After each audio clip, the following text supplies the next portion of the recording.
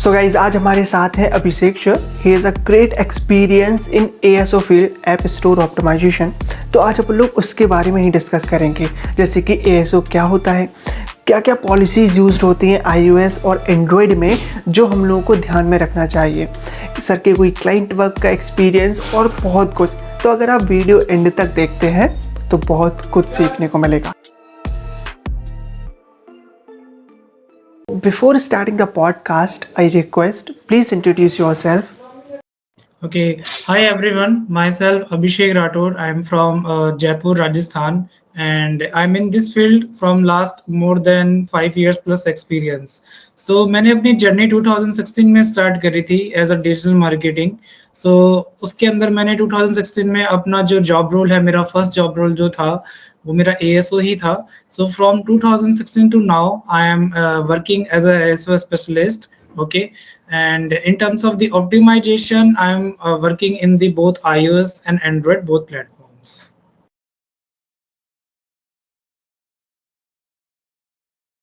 My first question is what is ASO according to you? कि आपके हिसाब से ASO को कैसे डिफाइन किया जाए? According to me, if I say कि ASO क्या होता है, ASO बेसिकली एक ऑप्टिमाइजेशन पार्ट है जिसमें जैसे हम एप्लीकेशन को डेवलप करते हैं, बट एप्लीकेशन को डेवलप होने के बाद हमें उसे कैसे आगे लेके जाना है, कैसे हमें उसको एक फॉर्म में रखना है और कैसे हमें उसकी ऑप्टिमाइजेशन पार्ट्स को रेक्टिफाई करना है ताकि यूजर्स उसको अंडरस्टैंड कर सके। इट मीन्स कि एप्लीकेशन को हमें यूजर्स के सामने इन फ्रंट कैसे करना है, बिकॉज एप्लीकेशंस तो बन जाती है, बट होता क्या है कि एप्लीकेशन उनके सामने एज अ यूजर उनको विजिबल नहीं होती है। तो दैट इज अ पॉइंट कि हमें वहाँ ASO की रिक्वायर्ड होती है।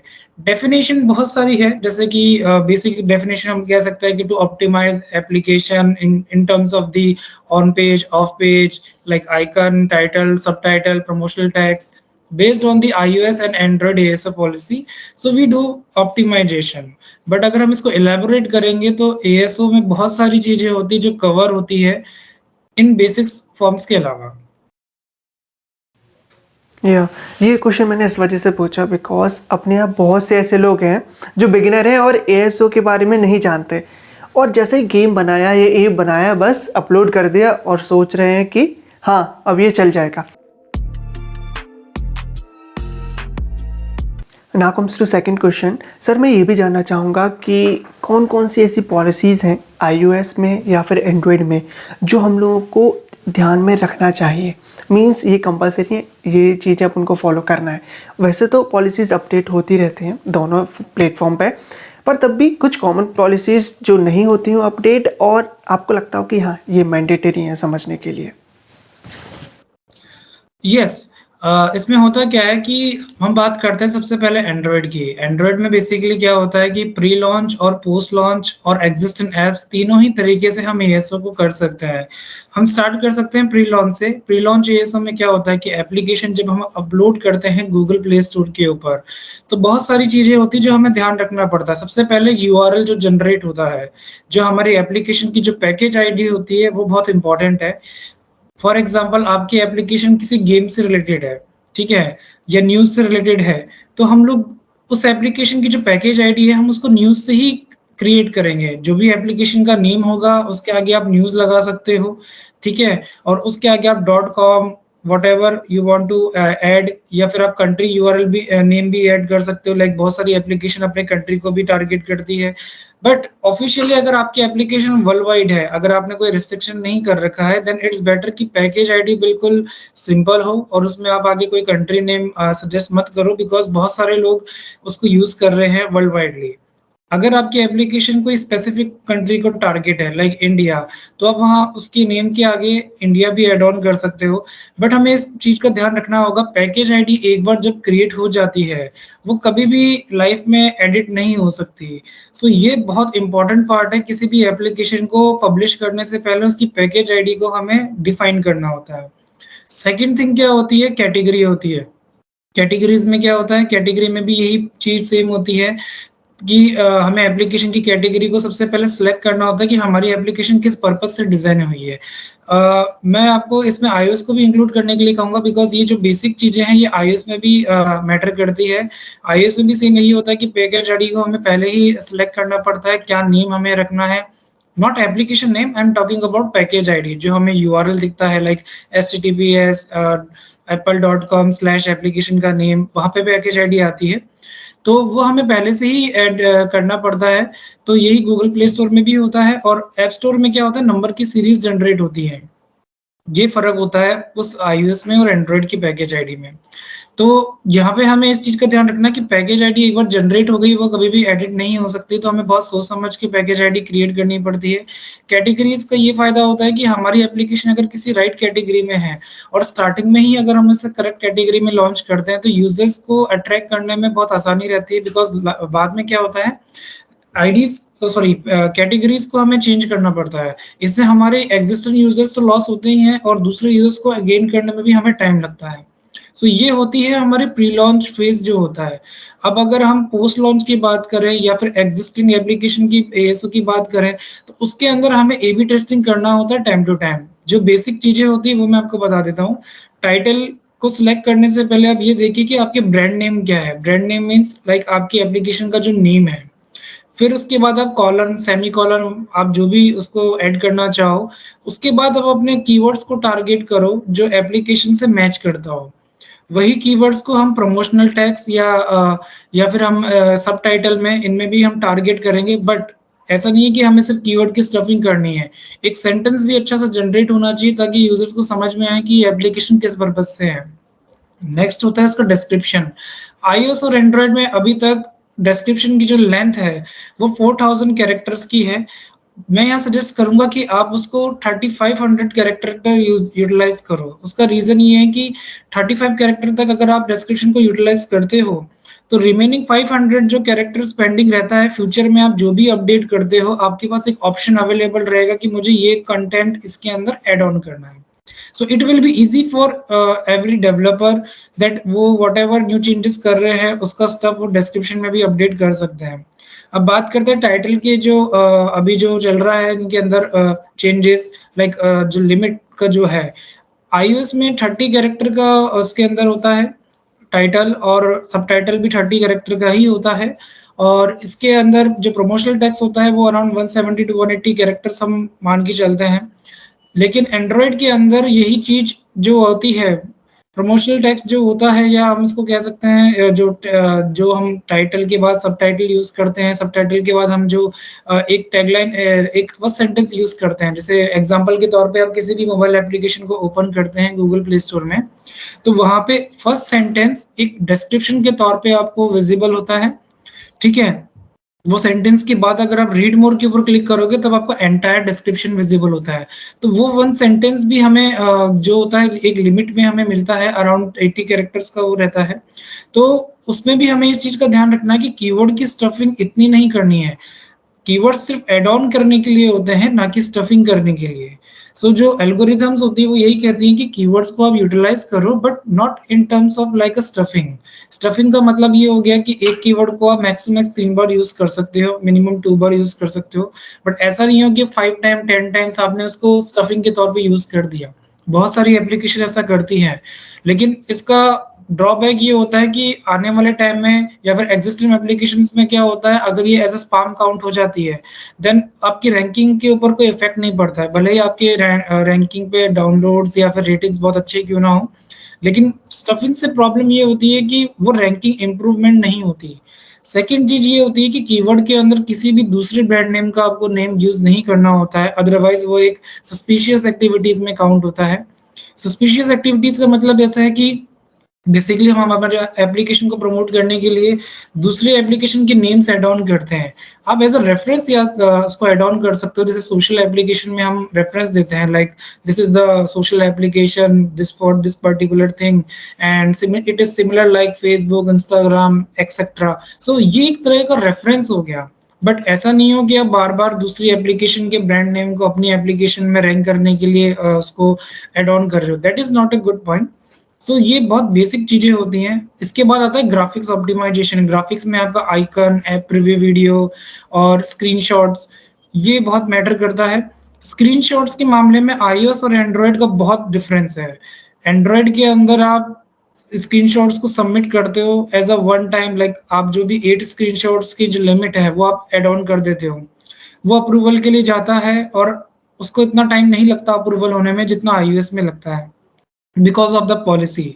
ऐसा नहीं है एंड्रॉयड में पॉलिसी नहीं है, बट आईओएस और एंड्रॉयड में मेजर पॉलिसी ये है कि आईओएस के अंदर आप वर्ज़न टू वर्ज़न स्क्रीनशॉट्स को सबमिट करते हो। लाइक आईफ़ोन 5 से या आईफ़ोन 5.6.5, ओके, आईओएस 12, आईओएस 10, जितने भी आपको ओल्ड स्क्रीनशॉट्स में जाना है, लाइक आईफ़ोन 3 में भी आप जा सकते हो, 5 में भी जा सकते हो।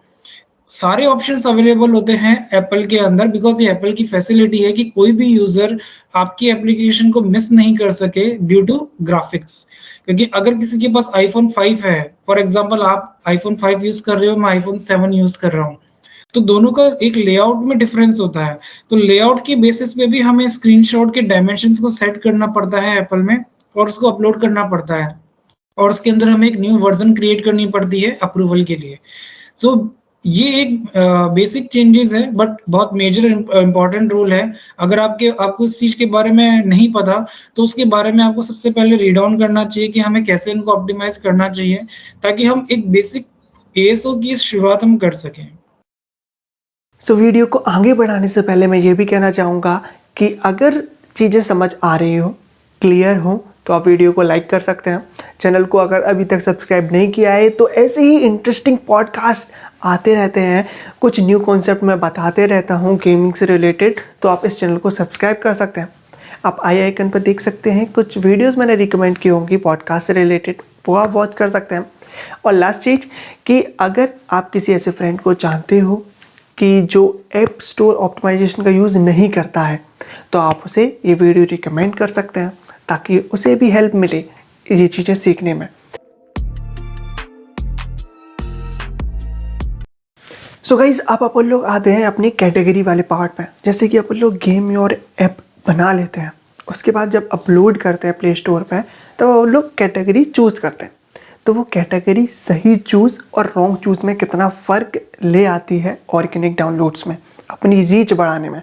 तो मैं सर से ये जानना चाहूँगा, आपका कोई क्लाइंट एक्सपीरियंस जिसमें क्लाइंट ने गलत कैटेगरी चूज़ की हो और आपने उसे सही करके दी हो और ऑर्गेनिक डाउनलोड्स इंक्रीज़ हुए हो। यस, मैं आपको एक एग्जांपल शेयर करता हूँ। रिसेंटली एक सोशल एप्लीकेशन में मैंने वर्क किया था, तो उसके अंदर क्या था कि एप्लीकेशन की जो कैटेगरी थी, वो बाय डिफ़ॉल्ट रॉन्ग कैटेगरी में थी। एप्लीकेशन के अंदर बहुत अच्छे डाउनलोड्स थे, रेटिंग्स थी, but the thing is organic presence नहीं आ रही थी, कीवर्ड्स रैंक नहीं हो रहे थे और इसके अलावा क्या हो रहा था कि जो एक विज़िबिलिटी मिलनी चाहिए एप्लीकेशन को, वो नहीं मिल रही थी। तो इसमें मैंने एक एनालिसिस में ये देखा, क्योंकि किसी भी एप्लीकेशन का एएसओ करने से पहले आप उसको एनालिसिस करो, एक रिपोर्ट रेडी करो अपने सेल्फ स्टडी के बेसिस पे कि मुझे बेसिक चीज़ें अभी इसके अंदर क्या-क्या करनी है और हमें उसको कैसे-कैसे इम्प्लीमेंट करना है।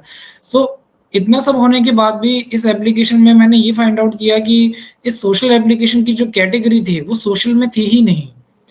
तो बेसिकली मैं आप सबको ये सजेस्ट करूँगा कि जो भी एप्लीकेशन हो, वो गेम हो, यूटिलिटी हो, गेम्स हो या फिर बिज़नेस हो, सोशल हो, कोई भी एप्लीकेशन हो, उसको उसी कैटेगरी में आप ऐड ऑन करें, जिस कैटेगरी के लिए वो बनी है।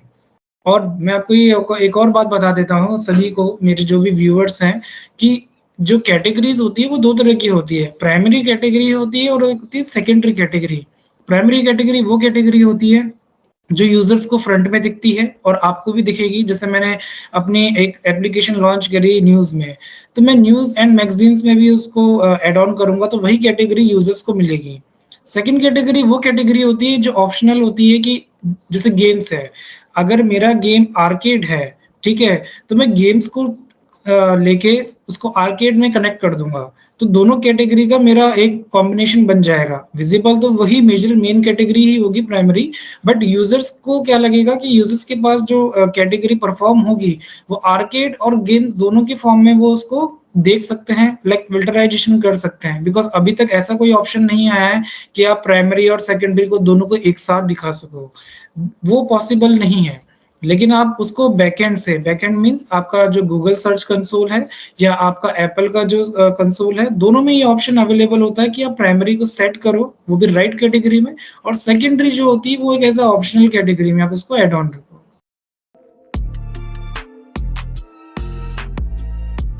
सो अभी हमने कैटेगरी को अच्छे से समझा। अब जैसे कि आपने पहले बोला था ए बी टेस्टिंग के बारे में, कैन यू प्लीज़ एलोबरेट कि ए बी टेस्टिंग क्या होती है? Okay, so A B testing basically मैं आपको एक सिंपल सा एग्जांपल देता हूँ। जैसे आप अगर कभी मार्केट में कोई चीज़ परचेज़ करने जाते हो, ठीक है? और परचेज़ करने जाते हो तो आपको बहुत सारे ब्रांड्स मिलते हैं, आप जिसके बारे में अवेयर होते हो। कुछ ब्रांड्स नए होते हैं जिसके बारे में आप अवेयर नहीं होते हो। तो ऐसा नहीं है कि जो ब्रांड्स न्यू हैं वो अच्छे नहीं होते, हमेशा सिर्फ ब्रांडेड ही चीज़ आप लेनी चाहिए, नहीं।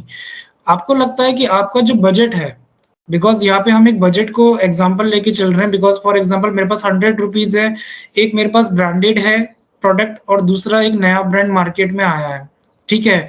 तो कॉम्पिटिशन नए ब्रांड का ब्रांडेड से ही होता है बेसिकली, लेकिन यूज़र्स के माइंड में क्या होता है कि नहीं, हमें ब्रांडेड में जाना चाहिए।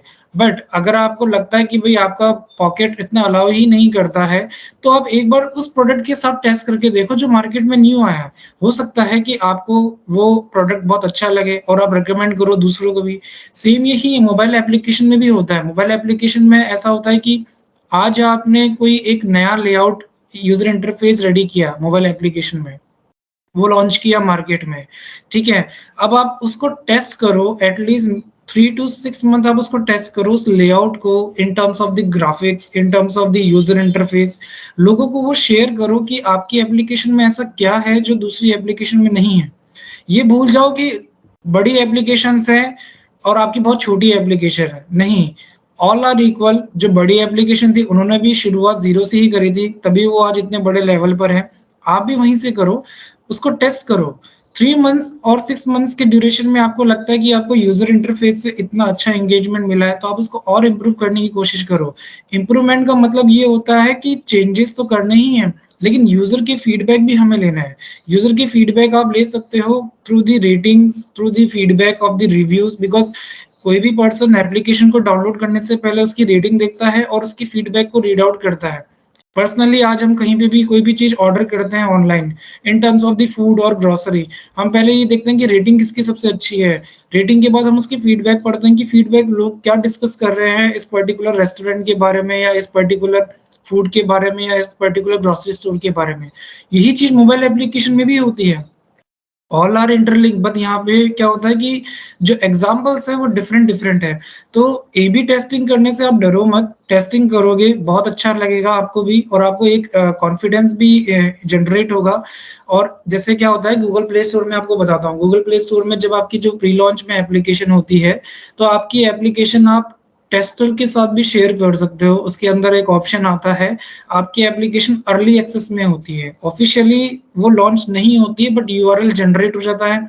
यूज़र को वो वैसे ही दिखती है जैसे आपको दिखेगी अर्ली एक्सेस में, बस फ़र्क इतना होगा टाइटल के आगे अर्ली एक्सेस लिखा हुआ होगा और कुछ नहीं। तो यही चीज़ यूज़र को हेल्प करती है, इवन आपको आपको भी हेल्प करती है कि यार मेरी ये जो नई टेस्टिंग है, जो ये मैं आपको न्यू एप्लीकेशन के बारे में बात कर रहा हूँ, एक्जिस्टिंग के बारे में नहीं।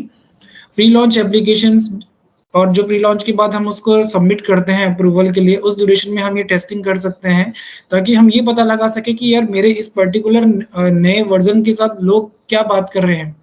उसमें वो आपको फीडबैक भी दे सकते हैं, आपको रेटिंग भी कर सकते हैं और आप उनके साथ डायरेक्टली एक शेयरिंग भी कर सकते हो। लाइक आपने जो कॉन्टैक्ट के लिए ईमेल एड्रेस या वेबसाइट दे रखा है, वहाँ से भी लोग आपको अपने फीडबैक शेयर करेंगे चेंजेस के लिए। अब एक्जिस्टिंग में क्या होगा, एक्जिस्टिंग में भी आप यही चीज़ कर सकते हो, बस फ़र्क इतना होगा यहाँ पर आप टेस्टर के साथ नहीं, लाइव ऑडियंस के साथ कर रहे हो। लाइव ऑडियंस का मतलब हो गया कि अब आपकी एप्लीकेशन अर्ली एक्सेस में नहीं है, वो ऑलरेडी लाइव है और उस ड्यूरेशन में यूज़र्स के साथ आप ये एक टेस्टिंग करो कि यार मैंने अपना एक वीडियो बनाया नया, एप्लीकेशन का प्रीव्यू वीडियो, स्क्रीनशॉट्स बनाए। अब 3 महीने में मैं देखता हूँ कि यार इस ऑप्टिमाइज़ेशन से मेरी एप्लीकेशन के ऊपर कितना इम्पैक्ट बढ़ रहा है। सबसे मेन चीज़ ये होती है कि अगर एप्लीकेशन के अंदर सारी चीज़ें बहुत सही हैं, तो इससे कोई फ़र्क नहीं पड़ता कि आपकी एप्लीकेशन न्यू है या बहुत पुरानी है। ऑडियंस आपको अच्छा रिस्पॉन्स देगी, बट टाइम लगता है, because as we all know ASO is a organic process. iOS में क्या होता है, iOS में भी सेम यही चीज़ होती है, टेस्टिंग होती है, ठीक है? और आप उसके अंदर टेस्ट फ्लाइट शेयर कर सकते हो यूज़र्स के साथ, यूज़र्स उनको डाउनलोड कर सकते हैं। इवन अगर आपकी एप्लीकेशन पेड है, तो आप प्रोमो कोड उनके साथ शेयर कर सकते हो। और iOS में सबसे अच्छा बेनिफिट ये होता है न्यू अपकमिंग एप्लीकेशन के लिए, प्री लॉन्च के लिए कि फॉर एग्ज़ाम्पल आज आपने एक न्यू एप्लीकेशन लॉन्च करी iOS में, ठीक है? आपको उसका अप्रूवल भी मिल गया बट आप चाहते हो उसको 1 मंथ टेस्टिंग के लिए, ठीक है? आप एक ऑफ़िशियल डेट डिसाइड कर दो आफ्टर 1 मंथ। तो वहाँ पे क्या होगा कि एक जो डाउनलोड करने का जो iOS में बटन होता है, वो गेट नाउ में कन्वर्ट हो जाता है और गेट नाउ से ये फ़ायदा होता है कि फॉर एग्ज़ाम्पल 1 महीने में अगर थाउज़ेंड्स ऑफ यूज़र्स ने उस बटन के ऊपर क्लिक किया, तो होगा क्या, जब आपकी एप्लीकेशन ऑफ़िशियली 1 महीने बाद लॉन्च हो जाएगी, तो उन सभी लोगों के मोबाइल की डिवाइसेज़ में ये एप्लीकेशन ऑटोमैटिकली डाउनलोड हो जाएगी। तो इससे फ़ायदा क्या होगा, एक तो आपकी एप्लीकेशन के यूज़र्स के पास ये एप्लीकेशन ऑटोमैटिकली डाउनलोडेड हो जाएगी और वो अपना जो फीडबैक देना चाहेंगे लॉन्च होने के बाद, वो आपको ईज़िली शेयर भी कर सकते हैं। ये ऑप्शन अभी एंड्रॉयड में नहीं है बिकॉज़ गेट नाउ का ऑप्शन जो कस्टमाइज़्ड जो ऑप्शन होता है, वो सिर्फ़ एप्पल में ही है because as we all know दोनों की गाइडलाइंस बहुत अलग-अलग है। All are the great points और होप कि ये चीज़ें समझ में आई हों।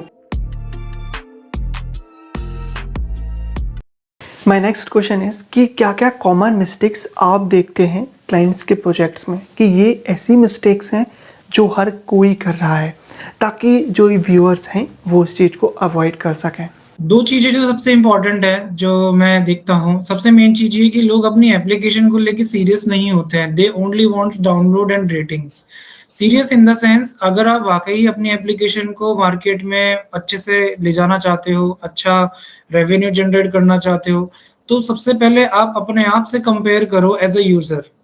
ठीक है, आप अपनी एप्लीकेशन को जब लॉन्च करते हो या एक्जिस्टिंग एप्लीकेशन जो आपकी चल रही है, आप इन फ्रंट में आके एज़ अ यूज़र भी बैठो और देखो कि क्या इस एप्लीकेशन को मैं डाउनलोड करूँगा या करूँगी?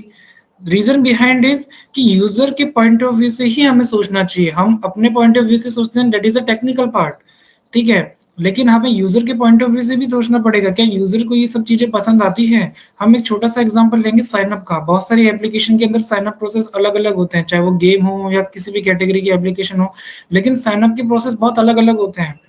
मैं मोस्टली यूज़र्स को यही सजेस्ट करता हूँ कि साइन अप के अंदर एक जीमेल का ऑप्शन भी होना चाहिए, क्योंकि साइन अप में क्या होता है, हम अपना इन्फॉर्मेशन शेयर करते हैं, अपना मोबाइल नंबर शेयर करते हैं, ईमेल आईडी जनरेट करते हैं, दैट इज़ गुड। बट एक ऑप्शन और भी अवेलेबल होता है जिसमें आप ईमेल आईडी या अपने एप्लीकेशन को डायरेक्टली जीमेल से कनेक्ट कर सकते हो और एक बार के लिए आप एप्लीकेशन को टेस्ट कर सकते हो एज़ अ यूज़र। मैं यूज़र के पॉइंट ऑफ व्यू से बता रहा हूँ। तो यूज़र क्या करता है कि यार इज़िली उसको लॉगिन भी कर लेता है और उसको टाइम कम लगता है क्योंकि ओटीपीज़ लाने में कई बार टाइम लगता है।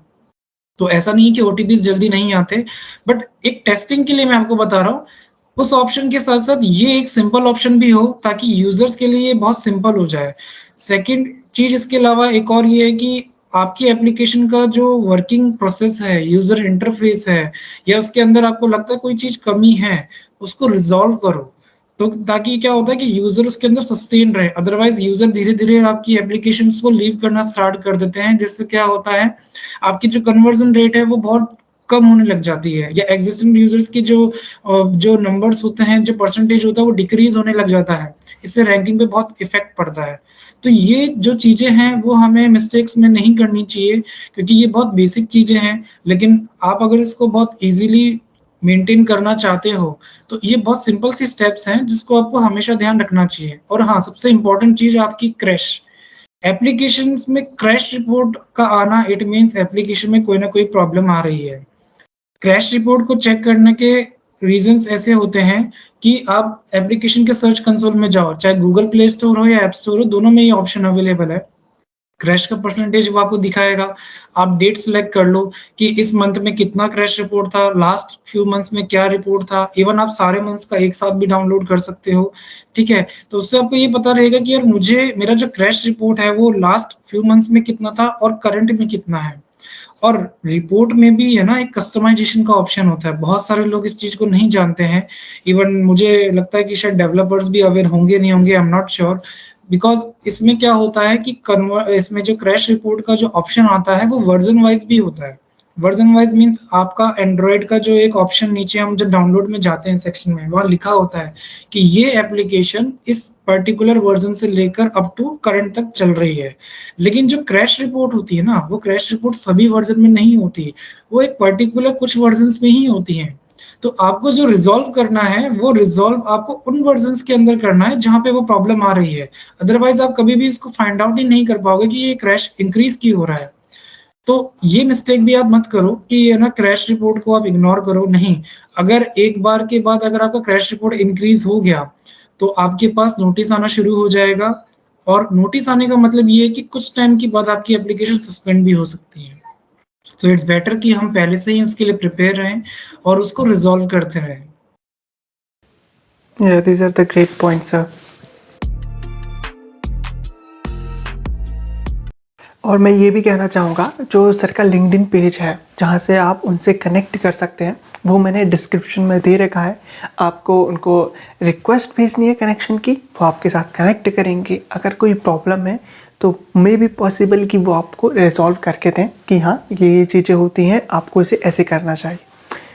और सर मैं ये भी जानना चाहूँगा, आप फ्रीलांसिंग लिंक्डइन से ही करते हैं या फिर कोई और वेबसाइट है जैसे freelancer.com? टू बी फ्रैंक, मैंने अभी तक फ्रीलांसिंग और फाइबर वगैरह इनसे नहीं किया। हाँ, अकाउंट ज़रूर बनाया बट मैंने कभी इतना यूज़ नहीं किया।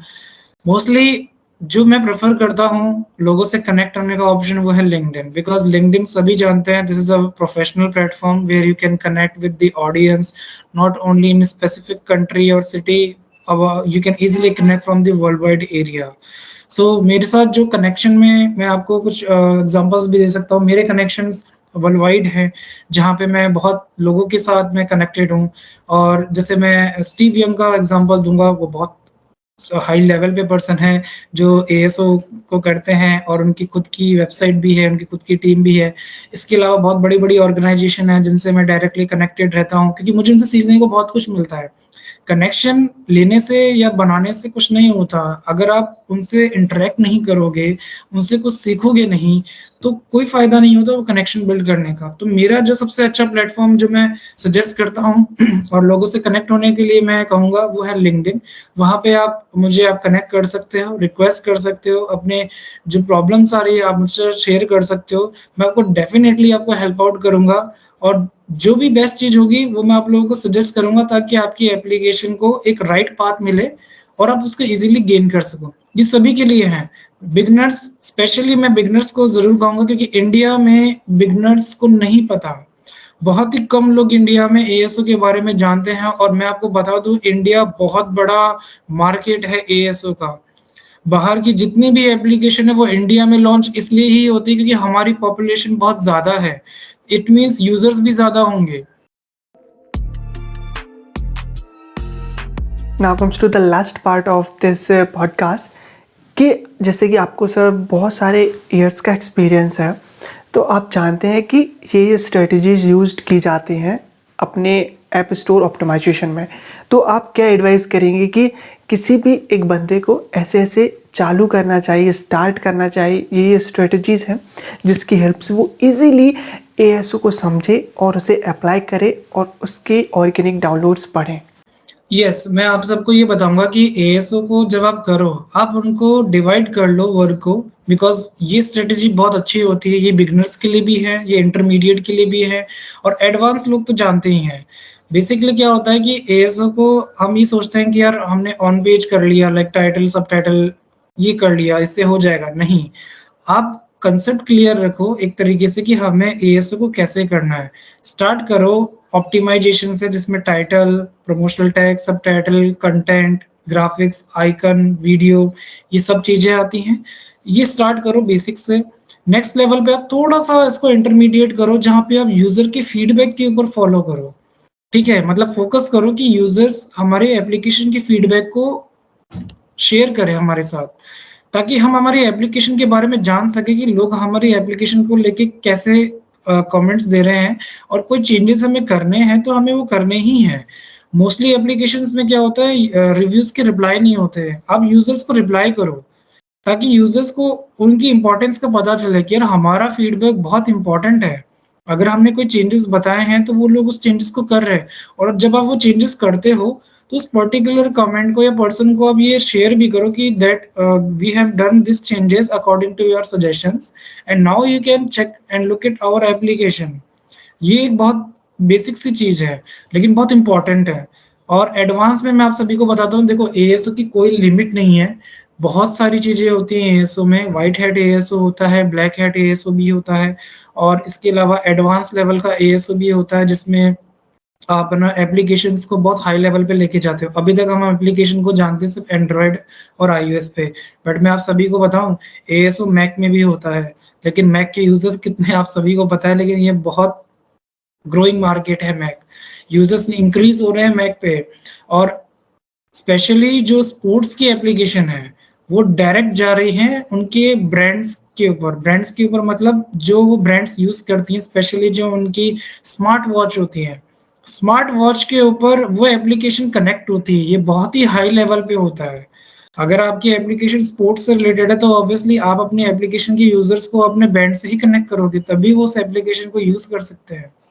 तो उसके बारे में आप ज़्यादा से ज़्यादा रिसर्च करो और उसको इंक्रीज़ करने की कोशिश करो, ताकि आपके जो यूज़र्स हैं वो इंक्रीज़ भी हो। और एडवांस में इन्फ्लुएंसर्स का भी बहुत इम्पोर्टेंट रोल होता है, क्योंकि इन्फ्लुएंसर जब आपकी एप्लीकेशन को शेयर कर सकते हैं अपने प्लेटफ़ॉर्म पे, तो यूज़र्स उसको एक तरीके से ब्रांड लेके चलते हैं कि यार इस इन्फ्लुएंसर ने इस पर्टिकुलर एप्लीकेशन के बारे में कुछ कहा, तो it means something is good. ठीक है? तो आप इन्फ्लुएंसर्स के साथ भी कनेक्ट हो सकते हो। लेकिन मैं ये नहीं कहूँगा कि आप एक साथ ये सब एक्टिविटी करो। आप फ़ेज़ेज़ बनाओ कि फर्स्ट फ़ेज़ में मुझे ये करना है, सेकंड फ़ेज़ में मुझे ये करना है, और थर्ड फ़ेज़ में ये मुझे ये करना है। Like basic, intermediate and advance. So hope कि आपको ये वीडियो समझ में आई हो। सर ने जो जो पॉइंट्स बोले वो क्लियर हुए हों, और अगर नहीं हुए हों तो आप प्लीज़ कमेंट सेक्शन में पूछ सकते हैं दोबारा, मैं आपको वहाँ पर रिप्लाई कर दूँगा।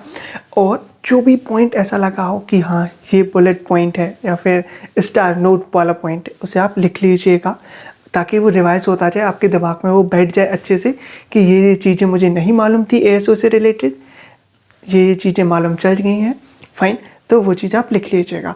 और आप सर के थ्रू सर से कनेक्ट कर सकते हैं लिंक्डइन पे, वो मैंने डिस्क्रिप्शन में दे रखी है। और कोई भी क्वेश्चन हो ऐप स्टोर ऑप्टिमाइजेशन से रिलेटेड या गेम डेवलपमेंट से रिलेटेड, आप मुझसे इंस्टाग्राम पर पूछ सकते हैं, लिंक डिस्क्रिप्शन में है। सो मिलते हैं अगले वीडियो में कुछ नए पॉडकास्ट, कुछ नए लोगों के साथ, कुछ नए कॉन्सेप्ट के साथ। तब तक के लिए बाय।